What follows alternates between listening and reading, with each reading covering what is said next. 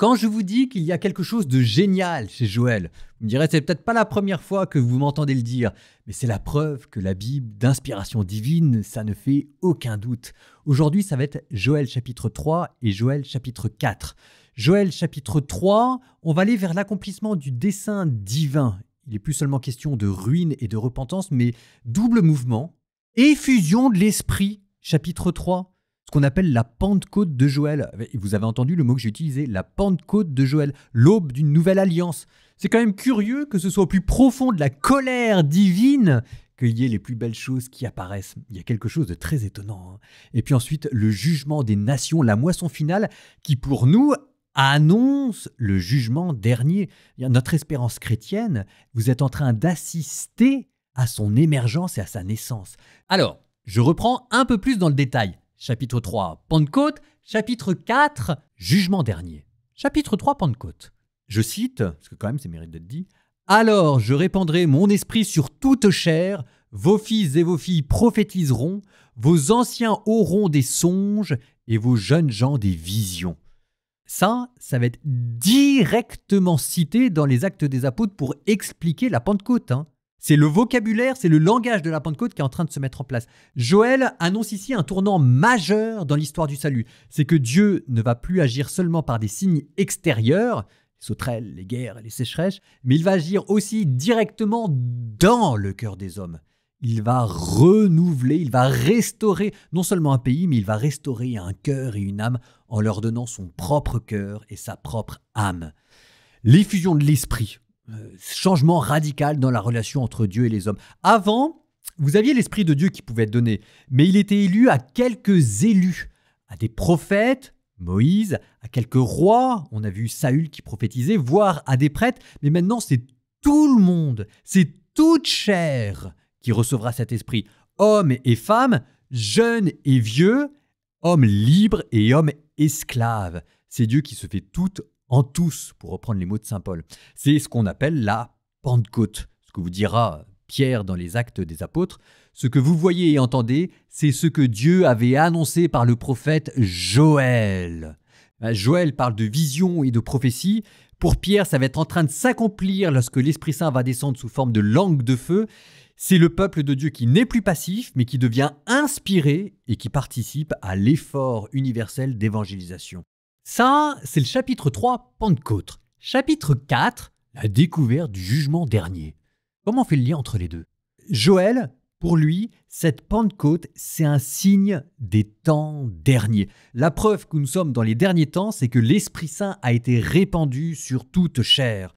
Du coup, dans Joël, la Pentecôte ouvre sur la fin du monde, la fin des temps. Joël 3.3, « Je ferai des prodiges dans le ciel et sur la terre, du sang, du feu et des colonnes de fumée. » Alors Joël, ici, il exprime de manière catastrophique et dramatique. Pour nous, ce sera l'Esprit Saint. Parce qu'en fait, nous, on a distingué dans les temps derniers la Pentecôte d'un côté et ce qu'on appelle la parousie, le retour du Christ, le jugement dernier de l'autre côté.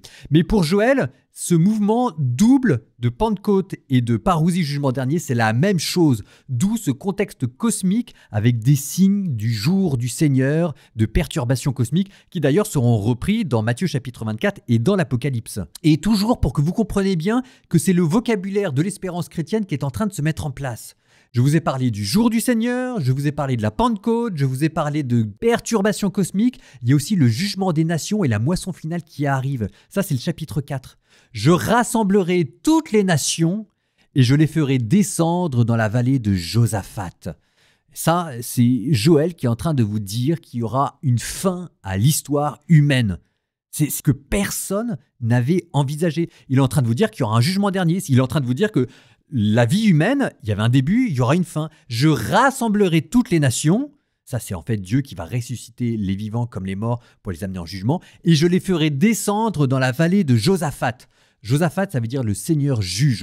Donc, c'est un lieu symbolique, comme il y aura des lieux symboliques, Armageddon, dans l'Apocalypse. C'est Dieu qui va rassembler les nations pour leur rendre leur juste sentence. C'est exactement l'équivalent de la scène du jugement dernier dans Matthieu chapitre 25. Et il va reprendre des images qui vont devenir classiques et qui vont être reprises ensuite par tous les apôtres et dans l'Église catholique. C'est l'image de la moisson et du pressoir. La moisson, c'est la séparation entre les justes et les injustes. Joël 4,13, « Faites avancer la faucille, car la moisson est mûre », ce que Jésus va reprendre dans la parabole du bon grain et de l'ivraie. Il va prendre aussi l'image du pressoir. Le pressoir, c'est le jugement sévère sur les impies.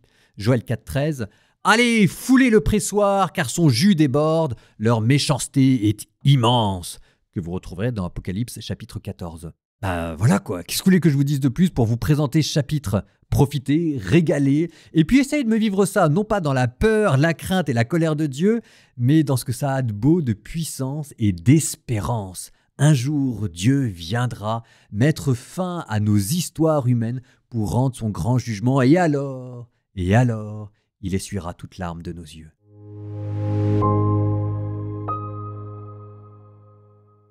Alors, après cela, je répandrai mon esprit sur tout être de chair. Vos fils et vos filles prophétiseront, vos anciens seront instruits par des songes, et vos jeunes gens par des visions. Même sur les serviteurs et sur les servantes, je répandrai mon esprit en ces jours-là. Je ferai des prodiges au ciel et sur la terre, du sang, du feu, des nuages de fumée. Le soleil sera changé en ténèbres, et la lune sera changée en sang, avant que vienne le jour du Seigneur, jour grand et redoutable. Alors, quiconque invoquera le nom du Seigneur sera sauvé, car sur la montagne de Sion et à Jérusalem, il y aura des rescapés selon la parole du Seigneur, les survivants que le Seigneur convoque. Oui, voici qu'en ces jours et en ce temps, je ramènerai les captifs de Juda et de Jérusalem. J'assemblerai toutes les nations et je les ferai descendre vers la vallée de Josaphat, dont le nom signifie « le Seigneur juge ». Là-bas, j'entrerai en jugement avec elles au sujet d'Israël, mon peuple et mon héritage, car elles l'ont dispersé parmi les nations. Elles ont partagé ma terre. Elles ont tiré au sort mon peuple, troqué le garçon contre la prostituée, vendu la fille pour du vin qu'elles ont bu. Et vous aussi, qu'êtes-vous pour moi, Tyr et Sidon, et tous les districts de Philistie? Useriez-vous de représailles envers moi? Mais si vous usez de représailles envers moi, bien vite je retournerai sur vos têtes vos représailles. Mon argent et mon or, c'est vous qui les avez pris. Mes trésors les plus beaux, c'est vous qui les avez emportés dans vos temples. Les fils de Juda et ceux de Jérusalem, c'est vous qui les avez vendus aux fils de Yavan, c'est-à-dire aux Grecs, pour les éloigner de leur territoire. Voici que moi, je vais les éveiller du lieu où vous les avez vendus, et je retournerai sur vos têtes vos représailles. Je vendrai vos fils et vos filles par la main des fils de Juda. Ils les vendront aux Sabéens, nation lointaine. Oui, le Seigneur a parlé. Criez ceci parmi les nations. Sanctifiez-vous pour faire la guerre. Éveillez les guerriers, qu'ils s'avancent, qu'ils montent tous les hommes de guerre. De vos socs, forgez des épées et de vos serpes des javelots, et que le faible dise « Je suis un brave ». Hâtez-vous et venez, toutes les nations d'alentour, assemblez-vous ici. Seigneur, fais descendre tes braves, que les nations se réveillent, qu'elles montent jusqu'à la vallée de Josaphat, dont le nom signifie le Seigneur juge, car c'est là que je vais siéger pour juger tous les peuples qui vous entourent. Lancez la faucille, la moisson est mûre. Venez fouler la vendange, le pressoir est rempli, et les cuves débordent de tout le mal qu'ils ont fait. Voici des multitudes et encore des multitudes dans la vallée du jugement. Il est tout proche, le jour du Seigneur dans la vallée du jugement. Le soleil et la lune se sont obscurcis. Les étoiles ont retiré leur clarté. De Sion, le Seigneur fait entendre un rugissement. De Jérusalem, il donne de la voix. Le ciel et la terre sont ébranlés, mais le Seigneur est un refuge pour son peuple, une forteresse pour les filles d'Israël. Vous saurez que je suis le Seigneur votre Dieu, qui demeure à Sion, sa montagne sainte. Jérusalem sera un lieu saint, les étrangers n'y passeront plus.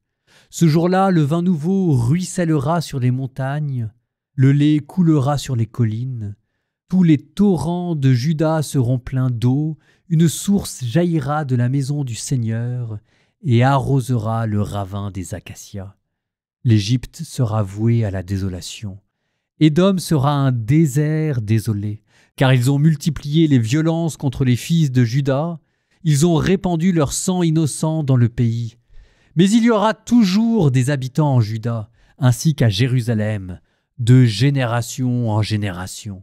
Je vengerai leur sang que je n'avais pas encore vengé, et le Seigneur aura sa demeure à Sion.